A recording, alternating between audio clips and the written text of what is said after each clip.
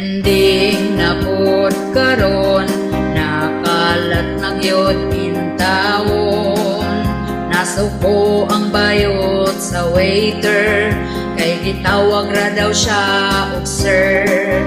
Gipatindog duha ka oras, ipakaulaw ang taon sa hilas. Daghan ang nitaas ang kilay, ni anting nga naay lagay. Gidumog na karon mga comment section.